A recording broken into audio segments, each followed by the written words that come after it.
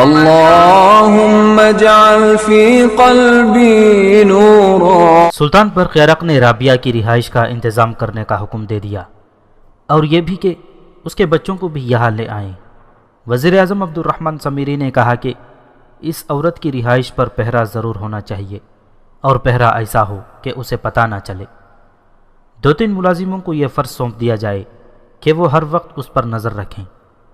سلطان برق یارق نے اس مشورے کے مطابق حکم جاری کر دیا۔ اس کے بعد سلطان برق یارق نے باہر آ کر وزیر اعظم سے کہا کہ جنگ بند کرانا اس کا کام ہے، اور وہ جس قدر جلدی ہو سکے یہ قتل و غارت رکوا دے۔ سمیری چلا گیا اور سلطان برق یارق نے اپنے دربان سے کہا کہ وہ کنیز نگینہ کو میرے کمرے میں بھیج دے۔ اس نے جا کر دیکھا، اس کے کمرے کے فرش سے روزینہ کا خون دھو دیا گیا تھا، اور دروازے کے باہر جو خون گرا تھا وہ بھی صاف کر دیا گیا تھا۔ کمرے میں پھر قالین ویسے ہی بچھ گیا تھا جیسے پہلے ہوا کرتا تھا، جیسے وہاں کچھ ہوا ہی نہ ہو۔ برق یارق پلنگ پر بیٹھا اور پھر لیٹ گیا۔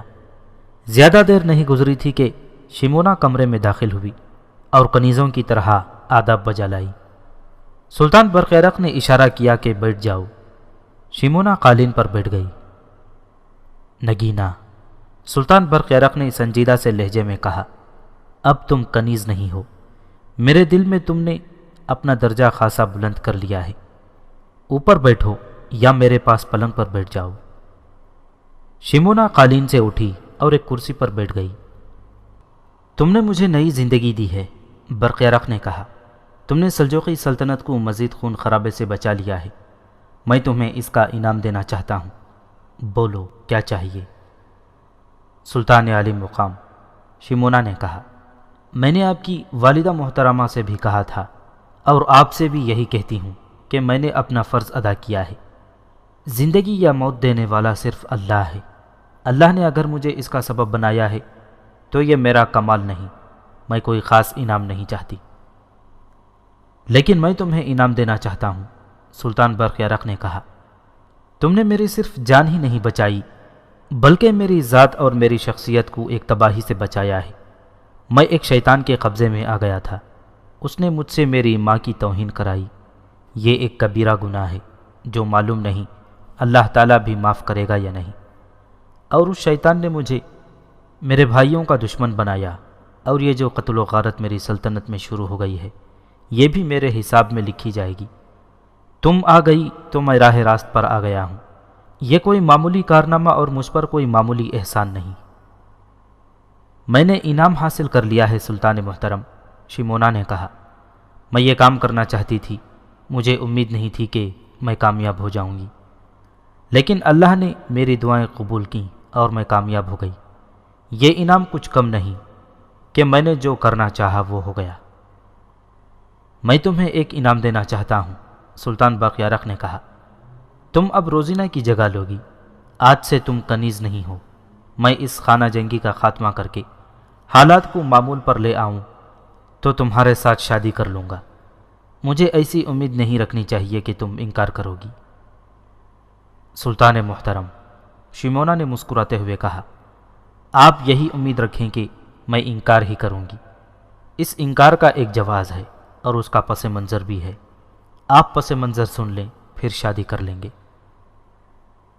مطلب یہ کہ تم شادی شدہ ہو؟ سلطان برق یارق نے کہا۔ میں شادی شدہ نہیں ہوں، شمونا نے کہا، لیکن میں مرد کی فطرت کی کمزوریوں سے اور مرد کے وجود سے اور مرد کی عیش پرستی اور لذت پرستی سے ناواقف نہیں ہوں۔ پہلی بات یہ ہے سلطان عالی مقام کہ میرا نام نگینہ نہیں شمونا ہے۔ میں نے یہاں اپنا صحیح نام اپنے مقصد کی تکمیل کی خاطر نہیں بتایا تھا۔ میں بچپن میں ایک قافلے سے اغوا کی گئی تھی اور میری پرورش حسن بن صباح کی جنت میں ہوئی تھی۔ جوان ہوئی تو میں حسن بن صباح کے زیر سایہ رہی۔ میرے اندر ابلیسیت سمودی گئی تھی اور پھر مجھے اس طرف بھیج دیا گیا۔ میں آپ کو کوئی لمبی داستان نہیں سناؤں گی۔ میں نے بڑے بڑے سرداروں، عہدیداروں اور کمانڈروں کو حسن بن صباح کے سانچے میں ڈھالا ہے۔ پھر جس طرح آپ راہ راست پر آ گئے ہیں اسی طرح اللہ نے مجھے روشنی دکھائی اور میں بھی اللہ کی راہ پر آ گئی۔ اللہ نے مجھے یہ انعام دیا ہے کہ مجھے میری ماں مل گئی جس کی آغوش سے مجھے برسوں پہلے نوچا گیا تھا۔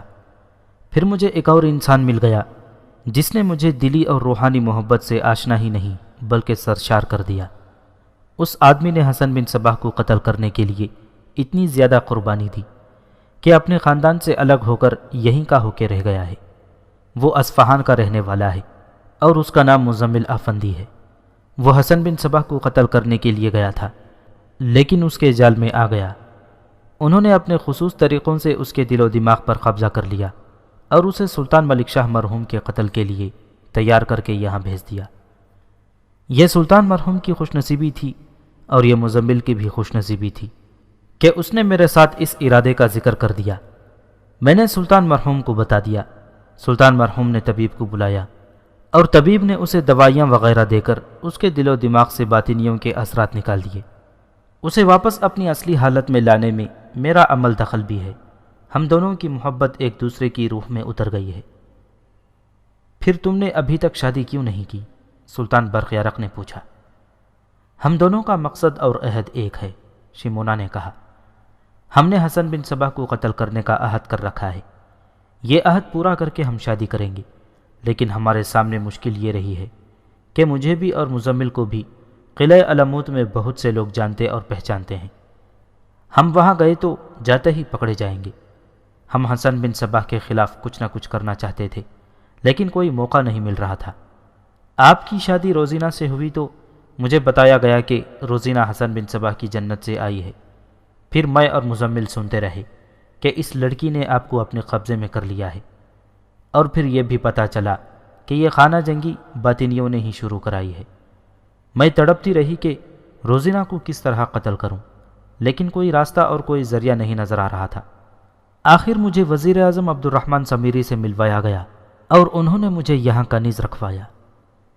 شمونا نے سلطان برق یارق کو تفصیلاً سنایا کہ اس نے روزینہ کے دل میں اپنا اعتماد کس طرح پیدا کیا تھا۔ اس نے بتایا کہ جو تربیت روزینہ کو ملی تھی وہی تربیت اسے دے دی گئی تھی۔ شمونا نے بتایا کہ اس نے وہی تربیت اور وہی تجربہ روزینہ پر استعمال کیا اور اس کی دل میں اتر گئی۔ شمونا نے سلطان برق یارق کو یہ نہ سنایا کہ روزینہ نے شربت میں زہر نہیں ملایا تھا، بلکہ زہر شمونا نے اپنے ہاتھوں سے ملایا اور یہ منصوبہ جو اس نے سوچا تھا کامیاب رہا۔ شمونا نے بھی سوچ لیا تھا کہ اس نے اگر برق یارق کو بتا دیا کہ روزینہ نے شربت میں زہر نہیں ملایا تھا تو ہو سکتا ہے کہ برق یارق کو افسوس ہو کہ اس نے بلا وجہ روزینہ کو قتل کیا۔ شمونا نے برق یارق کو یہ بھی بتایا کہ روزینہ شربت میں خاص قسم کی حشیش ملایا کرتی تھی اور شمونا نظر بچا کر یہ شربت غسل خانے میں انڈیل دیتی اور دوسرا شربت ڈال کر اس میں وہ دوائی ملا دیتی جو طبیب نے مزمل کو دی تھی۔ مختصر یہ کہ شمونا نے برق یارق کو لمحہ بلمحہ اپنے کارنامے کی تفصیل سنائی۔ برق یارق اس کے منہ کی طرف دیکھتا رہا۔ سلطان عالی مقام، شمونا نے کہا، اگر آپ نے میرے ساتھ شادی کی یا جذباتی طور پر مجھے مجبور کیا تو یہ انعام نہیں ہوگا، بلکہ میرا جو انعام ہے اس سے آپ مجھے محروم کر دیں گے۔ آپ کی سلطنت میں ایک سے بڑھ کر ایک خوبصورت اور جوان لڑکی موجود ہے۔ مجھے آزاد رہنے دیں۔ میرا عہد ابھی پورا نہیں ہوا۔ میرے سینے میں حسن بن صباح کے خلاف نفرت اور انتقام کا طوفان اٹھتا ہے جسے میں بڑی مشکل سے دباتی ہوں۔ میں اس شیطان تک تو نہیں پہنچ سکتی، لیکن جہاں پتہ چلے گا کہ اس کا کوئی فدائی مرد یا عورت فلاں جگہ موجود ہے، میں اسے اپنے ہاتھوں زہر پلاؤں گی۔ میں تمہیں مجبور نہیں کروں گا، سلطان برق یارق نے کہا اور پوچھا، مزمل آفندی کہاں ہے؟ وہ سالار اوریزی کے ساتھ ہے، شمونا نے جواب دیا۔ اس کا رابطہ آپ کے دونوں بھائیوں محمد اور سنجر کے ساتھ رہتا ہے۔ اسے معلوم ہے کہ باطنی دونوں طرفوں کی فوجوں اور شہر میں بھی موجود ہیں اور وہی جلتی پر تیل ڈالتے رہتے ہیں۔ مزمل ان باطنیوں کے قتل کے لیے دیوانہ ہوا جاتا ہے۔ میں اسے آپ سے ملواؤں گی۔ سلطان برق یارق پلنگ پر نیم دراز تھا۔ وہ یکلخت اٹھ بیٹھا اور لپک کر شمونا کا دایاں ہاتھ اپنے ہاتھ میں لے کر آنکھوں سے لگایا اور پھر اس ہاتھ کو چوما اور پھر بڑے احترام سے اس کا ہاتھ چھوڑ دیا۔ اگر ایک عورت اتنا بڑا کام کر سکتی ہے تو میں تو سلطان ہوتے ہوئے اور زیادہ بڑے کام کر سکتا ہوں۔ سلطان برق یارق نے بڑے جوشیلے اور پرعزم لہجے میں کہا، زندگی میں صرف شادی ہی تو ایک مسئلہ نہیں ہوتا، مجھے بہت کچھ کرنا ہے اور میں کروں گا۔ اب میرے لیے کیا حکم ہے؟ شیمونا نے برق یرق سے پوچھا اور کہا، میں اپنا فرض ادا کر چکی ہوں، اگر آپ اجازت دیں تو میں اپنی ماں کے پاس چلی جاؤں۔ میں اپنے تجربے کی بنا پر کہتی ہوں کہ مجھے یہاں سے چلے ہی جانا چاہیے۔ میں آپ کے سامنے نہ رہی تو اچھا ہے، ورنہ آپ کے ارادے متزلزل رہیں گے، اور جب بھی آپ مجھے دیکھیں گے تو آپ کے دل میں یہ خواہش تڑپے گی کہ میں روزینہ کی جگہ لے لوں۔ مجھے آپ جب بھی یاد کریں گے فوراً پہنچوں گی۔ ہاں شیمونا، سلطان برق یرق نے کہا، تم نے مجھے بیدار کر دیا ہے اور تم نے میرے اندر ایک عزم پیدا کیا ہے۔ تم نے جو کہا ٹھیک کہا ہے، تم اپنی ماں کے پاس چلی جاؤ، کہیں ایسا نہ ہو کہ میں دل کے ہاتھوں مجبور ہو کر تمہیں بھی مجبور کر دوں کہ میرے ساتھ شادی کر لو۔ اب میں ہمہ وقت سلطنت کے کاموں میں مصروف ہو جاؤں گا۔ شیمونا اٹھی اور آداب بجا لا کر برق یرق کے کمرے سے نکل گئی۔ شیمونا اپنی ماں کے پاس چلی گئی۔ سلطان برق یرق نے وزیر اعظم سمیری کو بلایا۔ تھوڑی دیر بعد سمیری آ گیا۔ اس طبیب کے گھر آج رات ہی چھاپا مارنے کا انتظام کریں، سلطان برق یرق نے کہا۔ چھاپا آدھی رات کے کچھ دیر بعد مارا جائے، بہرحال یہ انتظام آپ نے کرنا ہے۔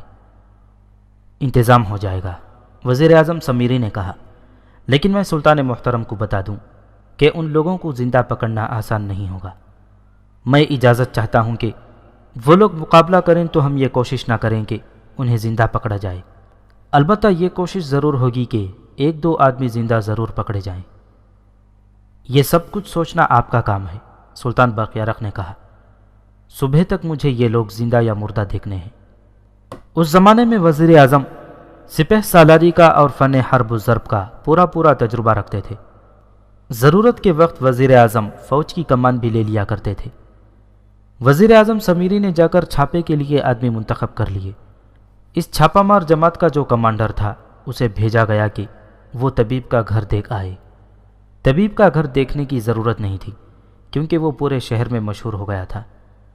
بہرحال کمانڈر چلا گیا اور وہ گھر دیکھ آیا کہ رات اس گھر پر چھاپا مارنا ہے۔ اس رات طبیب کے گھر میں کچھ زیادہ ہی آدمی اکٹھے ہو گئے تھے۔ انہیں پتہ چل گیا تھا کہ خانہ جنگی بند کرنے کا حکم مل گیا ہے۔ پتہ اس طرح چلا کہ سلطان برق یرق نے سپہ سالار ابو جعفر حجازی کو حکم دیا تھا کہ سرکاری فوج کو لڑنے سے روک دیا جائے۔ سپہ سالار حجازی نے ہر طرف قاصد دوڑا دیے تھے اور جس طرف زیادہ دستے تھے اس طرف وہ خود چلا گیا تھا۔ اس طرح سلطان کا حکم کوئی راز نہیں رہا تھا، یہ فوراً باطنیوں تک پہنچ گیا تھا۔ ان باطنیوں میں جو لیڈر قسم کے افراد تھے وہ طبیب کے ہاں اکٹھے ہو گئے تھے اور اس صورتحال پر تبادلہ خیال کرتے رہے۔ انہیں اب یہ سوچنا تھا کہ خانہ جنگی کس طرح جاری رکھی جائے اور اس صورتحال میں کس قسم کی تخریب کاری کی جا سکتی ہے۔ اس حویلی میں کم و بیش 20 آدمی اکٹھے ہو گئے تھے۔ رات گزرتی جا رہی تھی اور یہ لوگ اس طرح تبادلہ خیالات اور بحث مباحثہ کر رہے تھے جیسے ان کا سونے کا کوئی ارادہ ہی نہیں۔ طبیب بار بار کہتا تھا کہ خانہ جنگی بند ہو گئی تو شیخ الجبل یعنی حسن بن صباح کو وہ منہ دکھانے کے قابل نہیں رہے گا۔ غور اس پر کریں کہ سلطان نے یہ حکم دیا ہی کیوں ہے، طبیب کے ایک دستے راست نے کہا۔ اس کا مطلب یہ ہوگا کہ روزینہ ناکام ہو گئی ہے۔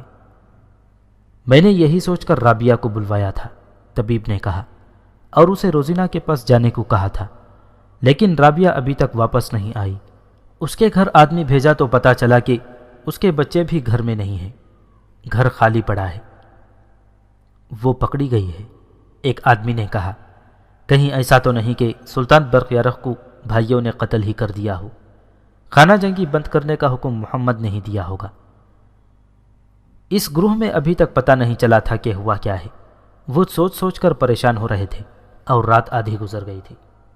یہ ایک بڑی حویلی تھی جس کی ساخت ایک قلعے جیسی تھی۔ اس کی چھت 7 والے مکانوں کی چھتوں سے ملتی تھی۔ ان آدمیوں میں سے کسی ایک نے کہا کہ چھت پر کسی کے چلنے کی آہٹ سنائی دے رہی ہے۔ سب خاموش ہو گئے۔ قدموں کی آہٹیں صاف سنائی دے رہی تھیں۔ ان میں سے کچھ آدمی دوڑ کر صحن میں آئے اور اوپر دیکھنے لگے۔ عبد الرحمن سمیری کی بھیجی ہوئی چھاپا مار جماعت کسی قریبی مکان میں داخل ہو کر اوپر گئی اور چھتوں کے ذریعے طبیب کی چھت تک پہنچی۔ نیچے سے باطنیوں نے دیکھ لیا اور کوئی زور سے پکارا، تیار ہو جاؤ بھائیوں۔ حویلی کے برآمدے میں 2 دیے جل رہے تھے، ان کی روشنی صحن میں بھی جا رہی تھی۔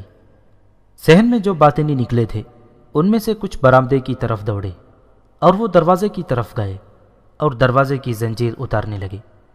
منڈیر سے ایک چھاپا مار نے ان پر برچھی پھینکی جو ایک چھاپا مار کی پیٹھ میں اتر گئی۔ دوسرے نے ایسی دلیری کا مظاہرہ کیا کہ باہر بھاگنے کے بجائے اس نے اپنے ساتھی کی پیٹھ میں سے برچھی نکال لی اور چھاپا ماروں سے مقابلے کے لیے تیار ہو گیا۔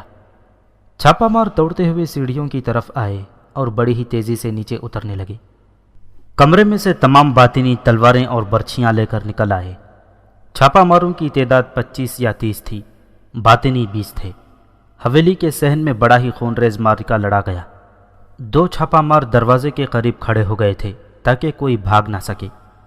چھاپا ماروں کا کمانڈر بار بار چلا رہا تھا کہ ان میں سے 2-3 کو زندہ پکڑو، کیونکہ باطنی زندگی کا آخری معرکہ لڑنے کے انداز سے دلیری سے لڑ رہے تھے۔ چھاپا مار تجربے کار تھا، ان کے چند ایک آدمی زخمی ہو چکے تھے اور وہ گر پڑے تھے، لیکن زیادہ نقصان باطنیوں کا ہو رہا تھا۔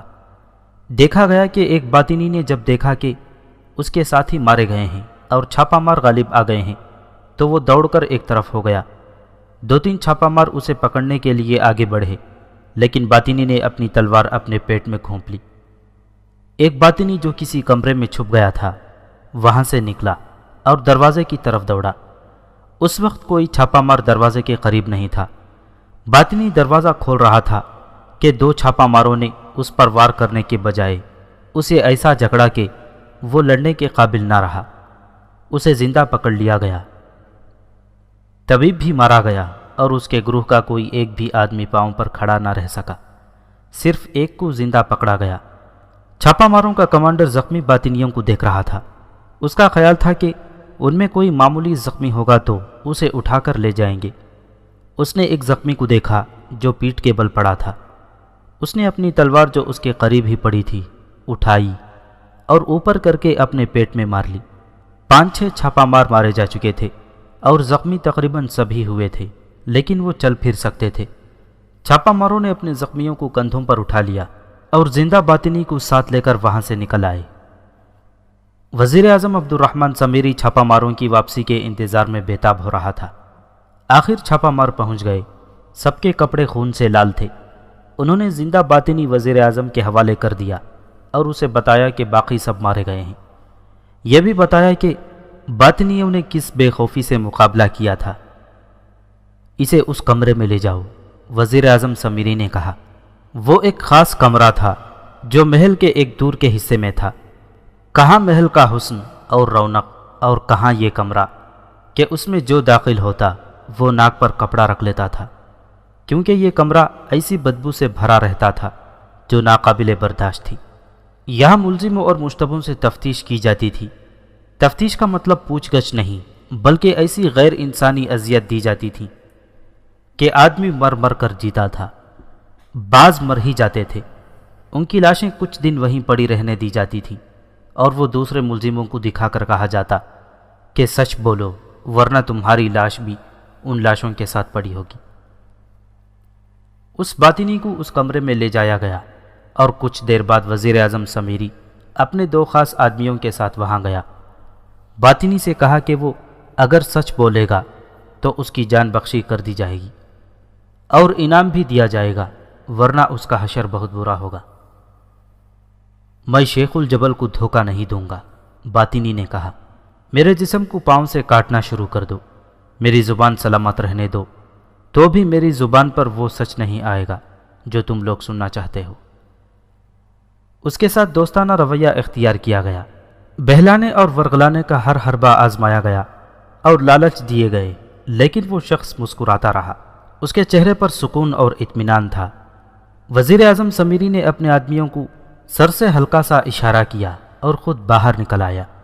ان آدمیوں نے دروازہ بند کر دیا۔ صبح طلوع ہوئی اور سورج کچھ اوپر اٹھا تو وزیر اعظم سمیری اپنے گھر سے نکلا۔ وہ اپنے دفتر میں جانے کے بجائے اسی کمرے میں چلا گیا جس میں باطنی کو رکھا گیا تھا۔ اس نے دیکھا کہ اس باطنی کو اس کے آدمیوں نے الٹا لٹکایا ہوا تھا اور اس کے دونوں ہاتھوں کے ساتھ 10 سیر وزنی پتھر بندھے ہوئے تھے۔ وزیر اعظم کو بتایا گیا کہ اس نے کچھ بھی نہیں بتایا تھا، بلکہ یہ بولتا ہی نہیں۔ وزیر اعظم نے انہیں کہا کہ اپنا عمل جاری رکھو، اور اگر یہ مر جاتا ہے تو مر جانے دو، لیکن کوشش کرو کہ یہ کچھ اگل دے۔ 4-5 گھنٹے گزر گئے تو وزیر اعظم سمیری ایک بار پھر اس کمرے میں گیا۔ باطنی ابھی تک الٹا لٹکا ہوا تھا۔ سمیری حیران ہو رہا تھا کہ یہ شخص انسان ہے یا پتھر کا مجسمہ ہے۔ اس نے ابھی تک کچھ بھی نہیں بتایا تھا۔ کمرے کا دروازہ بڑی زور سے کھلا۔ وزیر اعظم سمیری اور اس کے دونوں آدمیوں نے چونک کر دروازے کی طرف دیکھا۔ وہ ایک عورت تھی جس کے بال کھلے اور بکھرے ہوئے تھے۔ اس نے غریبانہ سے کپڑے پہن رکھے تھے اور وہ پریشان حال نظر آتی تھی۔ وہ الٹا لٹکے ہوئے باطنی کے ساتھ لپٹ گئی اور رونے اور چیخنے لگی۔ باطنی کو چھوڑ کر وہ وزیر اعظم سمیری کے قدموں میں جا گری اور اس کے قدموں میں ماتھا رگڑنے لگی۔ اللہ تمہیں اس سے بڑا عہدہ دے، اس عورت نے روتے ہوئے فریاد کی۔ یہ میرا بھائی ہے، ایک ہی ایک بھائی ہے، اس پر کوئی شک نہ کرو، اسے باطنی نہ سمجھو، اس کا اس گروہ کے ساتھ کوئی تعلق نہیں، اللہ کے نام پر اسے چھوڑ دو ورنہ میرے بچے بھوکے مر جائیں گے۔ دونوں آدمی اس عورت کو اٹھا کر باہر کو دھکیلنے لگے، لیکن وزیر اعظم سمیری نے انہیں روک دیا اور اس عورت سے پوچھا کہ وہ اندر کس طرح آ گئی۔ میں دربانوں کے آگے روئی اور فریادیں کی تھیں، عورت نے کہا۔ انہوں نے مجھے روک لیا تھا، لیکن ان کے دلوں میں رحم آ گیا اور انہوں نے یہ بھی بتایا کہ تمہارا بھائی فلاں کمرے میں بند ہے۔ آرام سے بات کرو، وزیر اعظم سمیری نے اسے کہا۔ ہم کسی پر بلا وجہ ظلم نہیں کرتے۔ تمہارا یہ بھائی ہم نے اس طبیب کے گھر سے پکڑا ہے جو حسن بن صباح کا بھیجا ہوا خاص آدمی ہے۔ ان لوگوں نے ہمارے چھاپا ماروں کا مقابلہ کیا تھا اور سب مارے گئے ہیں۔ تمہارا یہ بھائی زندہ پکڑا گیا ہے۔ یہ بتاؤ کہ وہاں کیا کر رہا تھا؟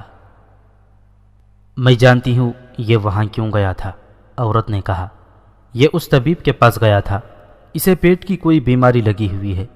طبیب اسے اپنے ساتھ ہی رکھتا تھا اور اسے اپنے گھر کے اور دوائی خانے کے چھوٹے موٹے کام کرواتا تھا اور اس کی اسے اجرت دیتا تھا۔ لیکن یہ تو اپنے منہ سے کہتا ہے کہ میں باطنی ہوں، وزیر اعظم سمیری نے کہا۔ اس نے کہا ہے کہ میں شیخ الجبل کو دھوکہ نہیں دوں گا اور سچ نہیں بولوں گا۔ اس سے پوچھ لیں کہ یہ جانتا ہے کہ شیخ الجبل کون ہے، عورت نے کہا۔ اسے ان شیطانوں نے یہ بتایا ہوگا کہ شیخ الجبل اللہ کا بھیجا ہوا کوئی نبی یا ولی یا امام ہے۔ اس سے پوچھو کہ حسن بن صباح کون ہے تو یہ نفرت سے تھوک دے گا۔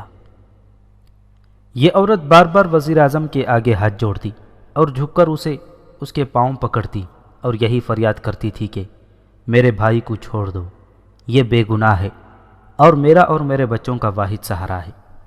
اس عورت کا تڑپنا، رونا اور بے حال ہو جانا کچھ اثر کر گیا۔ وزیر اعظم سمیری سوچ میں پڑ گیا۔ آخر اس نے اپنے آدمیوں سے کہا کہ اسے اتار کر لٹا دو اور اسے پانی پلاؤ۔ اب میری ایک بات سنو، وزیر اعظم سمیری نے اس بدحال عورت سے کہا۔ میں تمہیں اس بھائی کے ساتھ اکیلا چھوڑ دوں گا۔ اگر یہ حسن بن صباح کا چیلا ہے تو یہ بتا دے، اگر نہیں تو تم مجھ سے تسلیم کروا لو کہ اس کا اس گروہ کے ساتھ کوئی تعلق نہیں۔ میری تسلی ہو گئی تو میں اسے چھوڑ دوں گا۔ اس باطنی کو اتارا گیا، پانی پلایا گیا اور پھر وزیر اعظم کے کہنے پر اسے کچھ کھلایا گیا اور اس عورت کے ساتھ اسے کمرے میں تنہا چھوڑ دیا گیا۔ وزیر اعظم سمیری وہاں سے جا چکا تھا۔ بے وقوف، اس عورت نے باطنی کے ساتھ لپٹتے ہوئے کہا، تم زندہ کس طرح پکڑے گئے تھے؟ بھاگ جاتے، مر جاتے۔ میں تو دروازے سے نکل رہا تھا کہ انہوں نے پکڑ لیا، باطنی نے کراہتے ہوئے کہا۔ تم نے تو کمال ہی کر دیا ہے، کیا مجھے یہاں سے نکلوا سکو گی؟ میں نے کوئی بھی کام ہاتھ میں لیا ہے تو کر کے ہی چھوڑا ہے، عورت نے کہا۔ مجھے امید ہے کہ تمہیں یہاں سے نکال کر لے جاؤں گی۔ اگر انہوں نے نہ چھوڑا تو مجھے یہ تو پتہ چل گیا ہے کہ تم یہاں ہو، میں تمہیں کسی نہ کسی طرح فرار کروا لوں گی۔ مجھے یہ بتاؤ کہ میں کسے اطلاع دوں کہ تم یہاں ہو؟ میں تو اپنے گروہ کو جانتی ہوں لیکن ہر کسی کو نہیں۔ باطنی نے اسے بتانا شروع کر دیا۔ दिन के पिछले पहर वज़ीर आज़म अब्दुर्रहमान समीरी सुल्तान बरक़यारक़ के पास बैठा हुआ था और वो खाना जंगी बंद कराने और हालात को मामूल पर लाने का मंसूबा बना रहे थे। सुल्तान बरक़यारक़ ज़हनी तौर पर इस कदर ठीक हो गया था कि वो अपने मरहूम बाप सुल्तान मलिक शाह की तरह बातें करने लगा था। उसने यहाँ तक कहा कि खाना जंगी रुक जाए तो दोनों तरफ के लश्करों को इकट्ठा करके मैं ऐसी ताकतवर फ़ौज बनाऊंगा जो एक ही हल्ले में हसन बिन सबाह का सफाया कर देगी। दरबान कमरे में दाखिल हुआ। सुल्तान आली मुकाम दरबान ने झुककर कहा, एक औरत आई है, मुलाकात की इजाज़त चाहती है। सुल्तान बरक़यारक़ के चेहरे पर खफगी के तासुरात आ गए और उसने वज़ीर आज़म समीरी की तरफ देखा। उस वक्त सुल्तान किसी आम आदमी से मिलने के मूड में नहीं था। मैं जानता हूँ वह कौन है, वज़ीर आज़म समीरी ने कहा। उसे आने दें सुल्तान मोहतरम। वज़ीर आज़म ने दरबान से कहा कि उसे अंदर भेज दो। राबिया कमरे में दाखिल हुई। सुल्तान बरक़यारक़ ने उसे इस हालत में देखा तो कुछ परेशान सा होकर बोला कि ये तुझे क्या हो गया है राबिया, मेरे महल में तुम इस हालत को किस तरह पहुंची हो। राबिया हंस पड़ी। उसके बाल बिखरे हुए थे और कपड़े मैले और बोसीदा थे और वो भिखारन लगती थी। ये मैं आपको बताऊंगा सुल्तान मोहतरम, वज़ीर आज़म समीरी ने कहा। पहले मैं इससे वो बात सुन लूँ जिसके लिए मैंने इसे बुलाया था। काम कर आई हो, राबिया ने बैठते हुए कहा। यह भी भला कोई काम था, मैंने उससे वो सब कुछ उगलवा लिया है जो आप मालूम करना चाहते हैं। उसके जिस्म के आप टुकड़े कर देते, वो ना बोलता।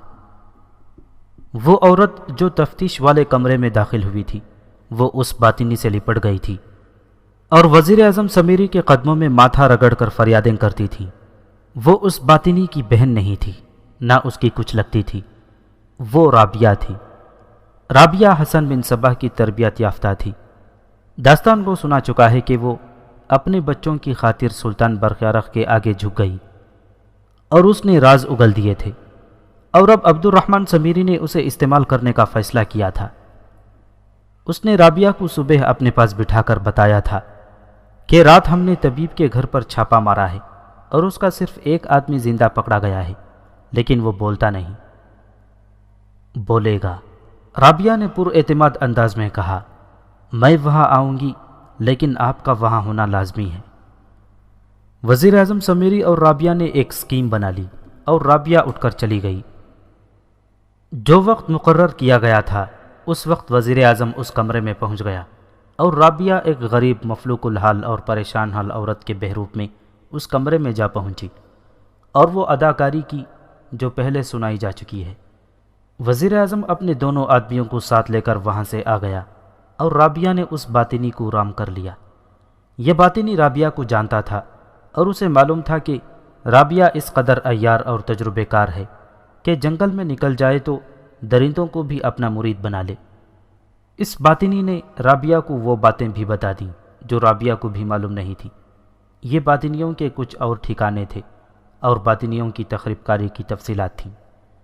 ये काम और ये कामयाब अदाकारी राबिया ही कर सकती थी, वरना ये तो मुमकिन ही ना था कि कोई गरीब सी औरत महल के इहाते में दाखिल भी हो सकती और वो उस कमरे तक पहुंच जाती जहां कोई गैर मुतालिक सरकारी कारिंदा भी नहीं जा सकता था।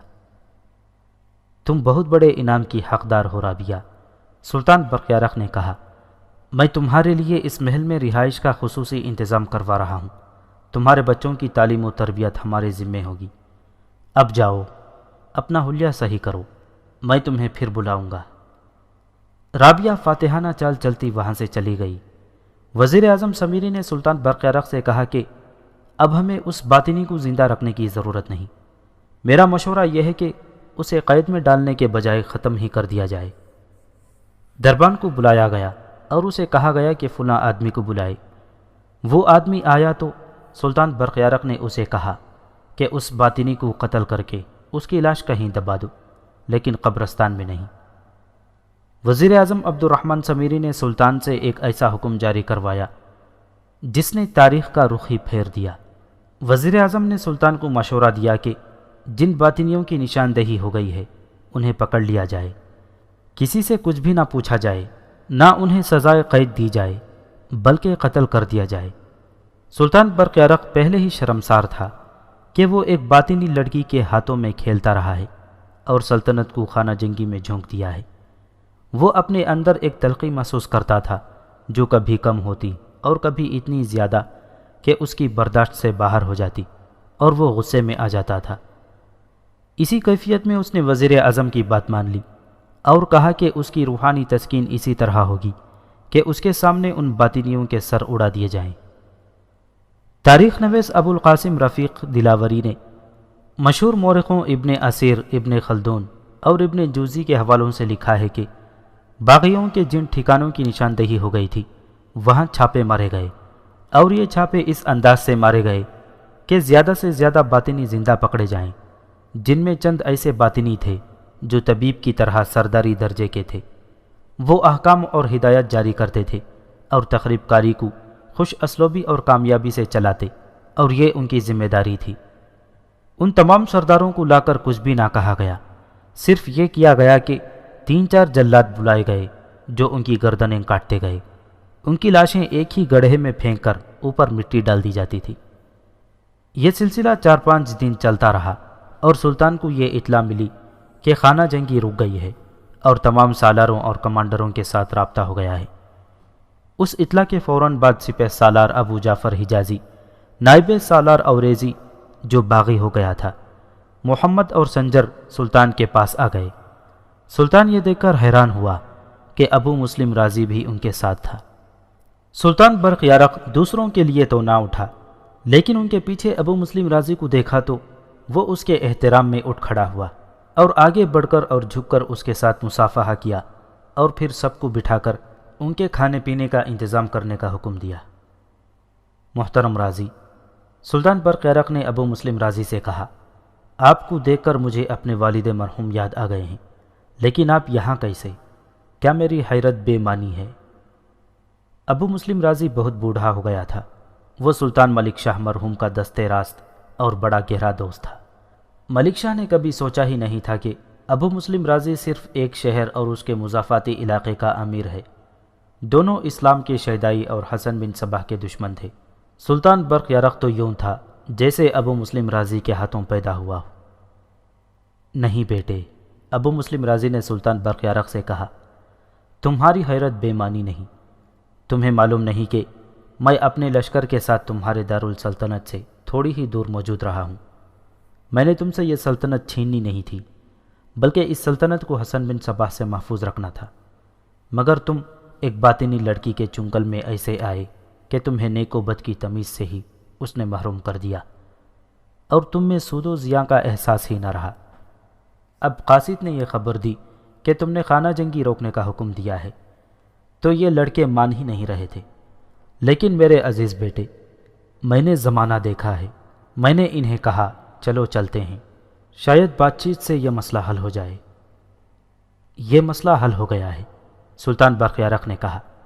اس باطنی لڑکی کو میں نے اپنے ہاتھوں قتل کر دیا ہے، اور میں سب سے پہلے عظیم ماں کے قدموں میں جا گرا اور اس سے اپنے گناہ بخشوائے۔